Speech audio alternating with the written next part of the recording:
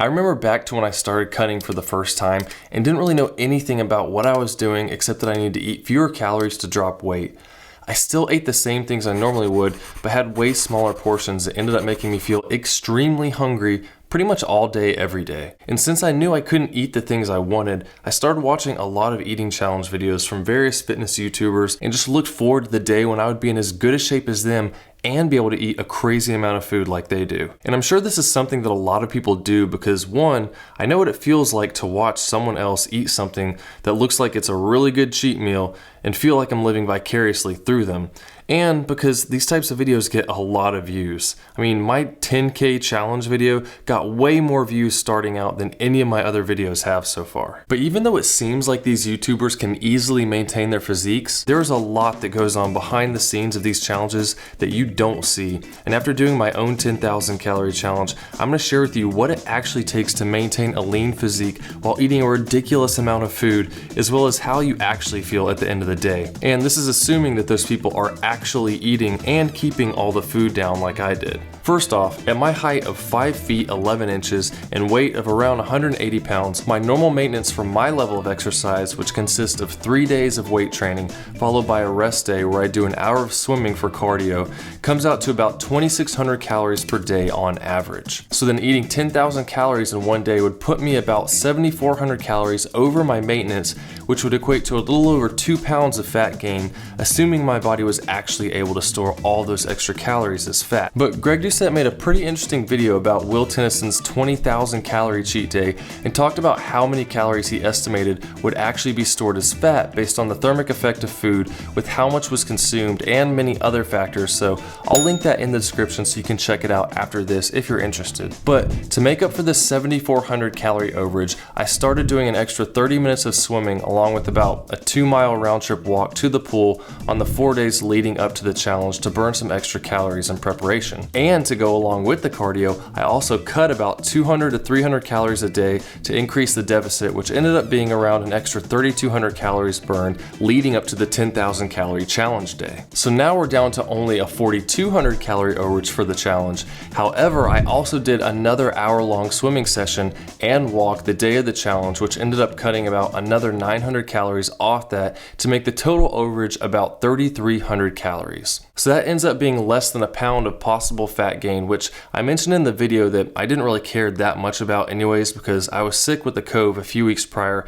and lost about 10 pounds during that sickness. But anyways, now that all those extra calories were burned on the week leading up to the challenge, the fun part of just eating junk food all day long had finally arrived. But it didn't really end up being as fun as I used to think it would be. The first half of the day was fine and fairly enjoyable, but once I got about halfway through the day and finished off the banana split, the fun started going downhill very quickly, especially since I was only about 4,700 calories in at that point. Everything I ate after that tasted good for a few bites, but then it just started hurting my stomach because I was trying to shovel in more and more while my body was constantly sending signals saying, "Stop, you don't need any more food." But I kept pushing on with more and more and eventually made it to 10,000 calories, even though my last meal of bagel bites and ice cream took me over an hour to actually get down because I was starting to feel like it wasn't going to stay down. And I couldn't even sit down while we were watching a show anymore, and I had to pace around the kitchen to try to get it all to stay down. My wife was even telling me to just stop eating, but I wanted to finish and complete the challenge. And I know you might think that eating 10,000 calories would be easy, and I agree that it can be depending on what you're eating. However, one of the rules was that I could only eat variations of pizza and ice cream, which did make the challenge a lot harder since there was a very high volume of bread that really expands your stomach and makes you feel full quicker. But the bigger point here is that binging on that much food is definitely not healthy. And even though it sounds fun, it's really not that enjoyable either, especially considering all the extra time spent doing cardio for days leading up to the challenge.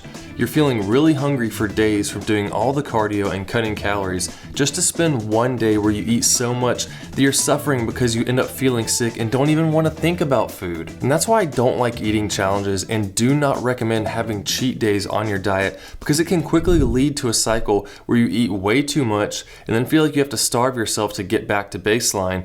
Then during that time you end up getting all those cravings again because you get so hungry, and then end up going on another binge, which starts the cycle all over. So if you find yourself having overpowering cravings to where all you can think about is food and you feel like you need to have cheat days, then maybe you should reevaluate your diet because you're probably cutting way too many calories and or being too strict with what you're allowed to eat on your diet. If you're cutting everything out that you like to eat, then chances are those things will be on your mind all the time and you'll eventually cave in and go on a binge. But the slower and more controlled you are with weight loss, the more likely you are to lose the weight and keep it off. Once I learned how to make good tasting substitutions for things that I like to eat, it really changed my diet and made maintaining a lean physique way easier.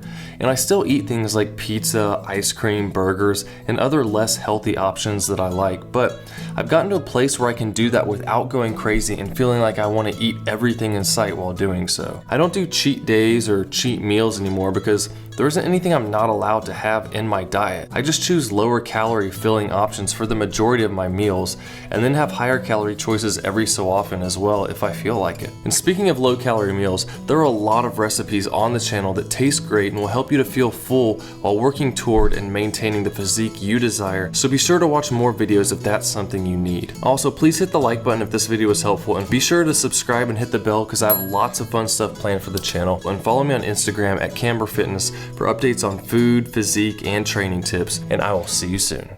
The reality of eating challenges. I just finished that 10,000 calorie challenge and I'm really tired and I can't even lay down in my bed. I'm leaning over the side like this because I'm so full and it hurts and it's stupid. So just keep in mind, it might seem like a cool thing, but it's really not. Like, I used to, probably about a year and a half ago, would have loved to do this kind of thing because with all the fasting and stuff I was doing, it was messing with my head, and I think I was starting to slowly get into a binge eating disorder. Thankfully, that didn't really catch on. I changed my diet completely and quit fasting, and that helped. But I'm telling you, this really wasn't appealing at all for me to do today. I still forced myself to, and my wife told me to stop. And I kind of wish I had, but we'll see. Maybe if the video blows up, then it'll be helpful. But keep this thought in mind when you see eating challenge of people feeling terrible rather than being like, oh, look how much you can eat and still look good. Yeah, one day of doing this isn't going to kill your physique. I'm probably going to be bloated for a few days and have a lot of extra water, but then I'll be back to normal. So just eat a normal, healthy diet. It's better for you.